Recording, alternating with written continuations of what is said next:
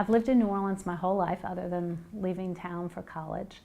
And my role in public education has taken on many forms. I began at 23 as a business partner of an inner city elementary school.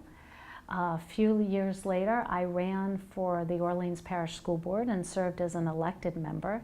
I left the school board and then served as a member of the State Board of Education for 12 years, first under Governor Mike Foster, Republican, and then under Governor Kathleen Blanco, a Democrat. I was their appointee. Then I left the State Board of Education and formed Educate Now, which is a nonprofit focused on making these reforms effective and sustainable. So I've been in education reform about 30 years. When the levees broke, the Recovery School District became responsible for two things. It became responsible for rebuilding a school system from the largest man-made disaster, and it became responsible for turning around failing schools. It was initially created prior to Katrina for turning around failing schools. But the first 2 to 3 years after Katrina, the RSD was really focused on standing up schools. There weren't enough facilities, there weren't enough teachers, there weren't textbooks. You had a massively destroyed city. We didn't have our first normal start of a school year, and I'll put normal in quotes, to the 07-08 school year. During the 10-year period since Katrina, we've gradually transitioned to just about an all-charter system of schools. All but 5 schools in the city are now charter schools. Probably for me, the most exciting thing has been the academic gains. Before Katrina, more than 60% of our schools were failing, and about 2 out of 3 students attended a failing school, and our definition of failing was very low. These were schools that were not serving kids. Today, only around 5% of kids are in failing schools. And the results are we've cut our dropout rate by more than half, and we have many more students graduating, and our graduates are better prepared. They have higher ACT scores, more are receiving merit scholarships. Before Katrina, New Orleans was the lowest performing district in the state in how our black students performed. And now our black students are outperforming the state average for black students. Our black male graduation rate is one of the highest in the country. So while we still have a ways to go from an improvement standpoint, New Orleans is the most improved school district in the state of Louisiana, and I'd argue probably one of the most improved in the country. When the levees broke, the city was closed. It was really closed from August until the Christmas holidays. And when we started reopening schools in January of 2006, we had the opportunity to do it differently, and we took advantage of that opportunity. So the first thing is we began by chartering existing schools and allowing some incredibly talented veteran educators to charter schools. And charter schools gave these school leaders the autonomy, the ability to make decisions closest to that school on how they wanted to spend their money, on what curriculum they wanted, how best to serve students, and many of these students were coming back traumatized. But so we were able to take some of the best veteran educators and empower them to run some excellent schools. We were able to combine that by attracting some really good educators from across the country who wanted to be part of rebuilding the city. So today I think we have one of the best, most talented group of educators on a per student basis of anywhere in the country, and I don't think that would have happened without Katrina. The second thing that happened is because large parts of the city were destroyed, we made a decision to reopen schools without attendance zones. So as families could rebuild their homes and move from one part of the city to another, they didn't have to change a school if they didn't want to. Well, that parent choice was incredibly popular, and today it still exists. There are no attendance zones. Parents pick the school for their child, and we are an all-choice district. That would not have happened without Katrina. Another thing that happened, in the unintended consequences category, is there are over 400 New Orleanians serving on charter boards.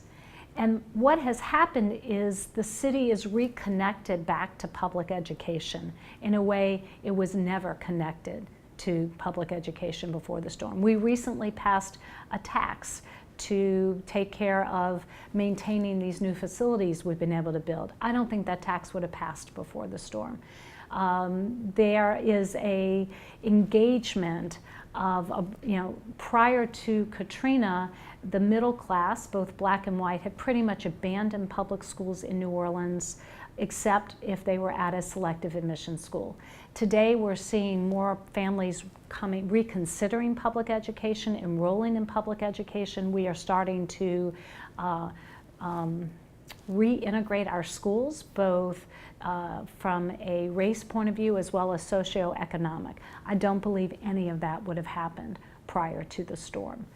So the whole fabric of public education in New Orleans is different. And it's different not just in the academic gains, but I think as to how the community's viewing public schools.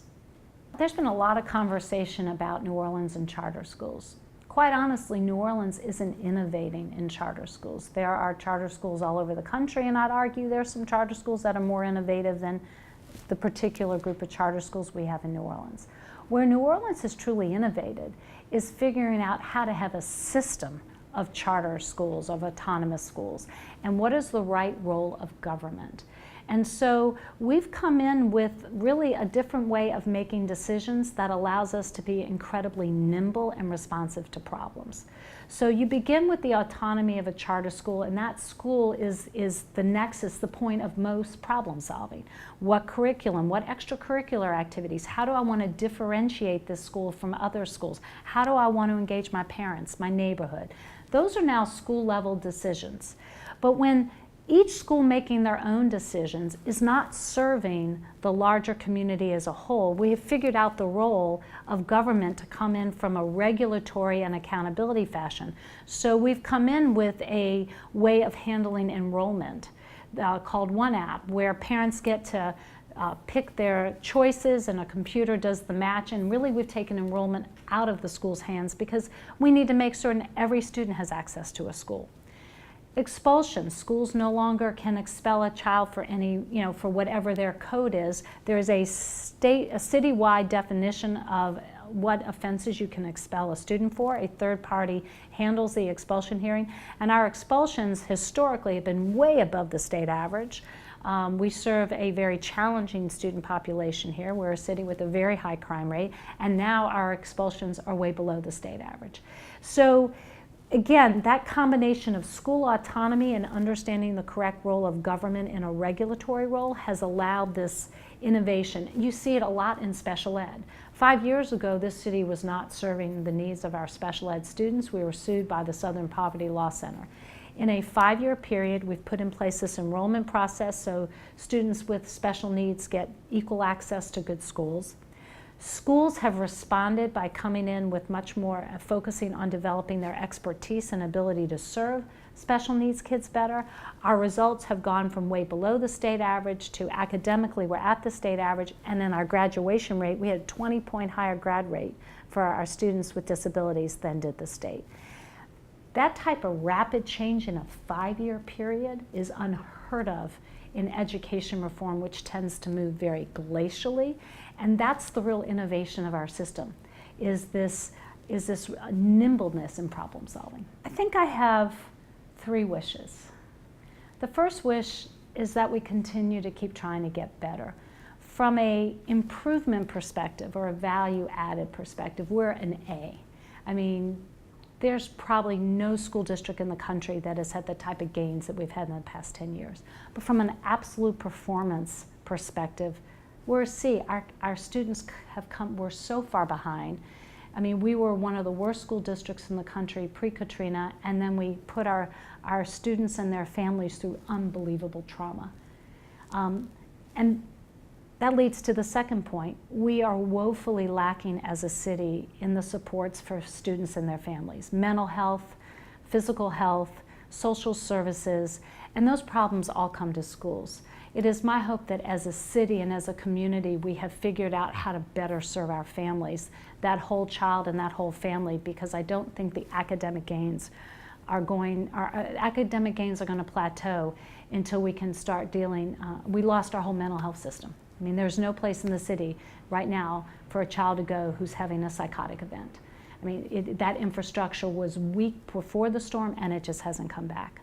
And the third hope I have is that we become, as much as we talk about New Orleans, about charters, 10 years from now we're talking about New Orleans because we have this unbelievably robust way of giving our students career awareness, exposure, and opportunities for training while they are still in high school. New Orleans economy, this region is booming. There are tens of thousands of jobs, but we're not connecting our young people to these job opportunities. I call it the education cliff. So while New Orleans is one of the top 5 cities in opportunity youth, that's students ages 16 to 24, not in school, not in college, more than half of those young people have a high school degree, and we could get them jobs if they understood the employment opportunities. With good career pathways and exposure and education, we're going to give our young people exposure to more high-wage jobs and more robust post-secondary opportunities. And so I'm hoping we can build that over the next decade because it doesn't exist today.